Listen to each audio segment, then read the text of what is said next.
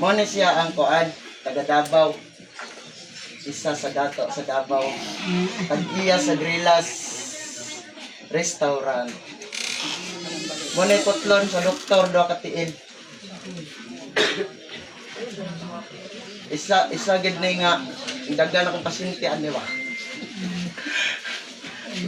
Buwan 2026 na ron ma. Wa pa lagi naputol. Ayun naman. Dapat giputol na ni. Beda tanaw na ko be. Wala no. Naka-video na to dahil. Game, ganyan. Oo. Oh, di ba? Di ba kauban mo? Oh, wala putlon. Ang duha.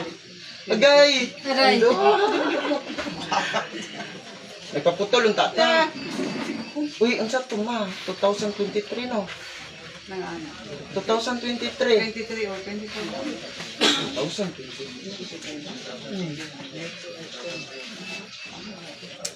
2023, 24, 25, 26. 3 years na. Ako lang ito ang Ma, ito pa naman eh. Wala na ikuan. Wala na nasa. manhid lang ba kanto ni Taas man kayo imong sugar. 400 plus. Lagi promise. 400 plus mong sugar oh.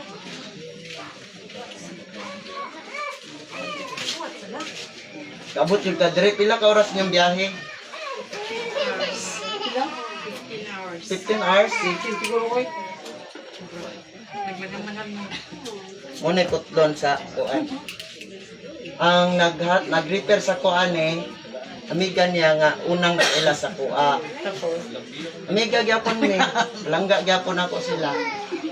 Di ba ma? Wala mo ko libog. Kaya ko na pud ka. Ikaw akong unahon kay aron makarelax ha.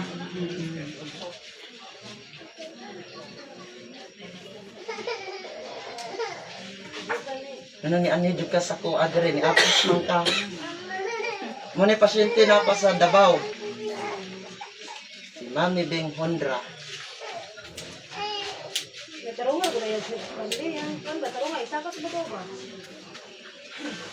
Diyos ni Abraham, Diyos ni Jacob, Diyos na Isaac, Diyos ni Moises. Hari sa tanang hari, Ginoo sa tanang Ginoo nga gikahadlukan ni Lucifer. Amahan ko. Ikaw mang nagasugo ka na ko. Igo lamang akong nangaliyag nangalipo sa tumang pagpaubos. Paginubanan sa imong bugtong anak na sa Ginoong Diyos Yesu Kristo, ang Alpha ug ang Omega, ug sa tanan nga nasa gingharian sa langit. Gitawagan ako ang 21 kabalaang mga prinsipados, 27 kabalaang mga potestates, 13 kabalaang mga doktores, 9 kabalaang mga berhenes, 7 kabalaang mga arkangheles. Ari Metatron, Inok,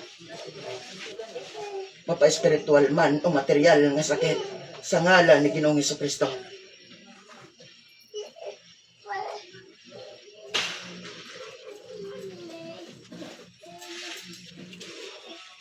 Unite mong totoy ma. Abot yung ka dito. Oh. Nya, musuroy ta dito sa akong na-build ha.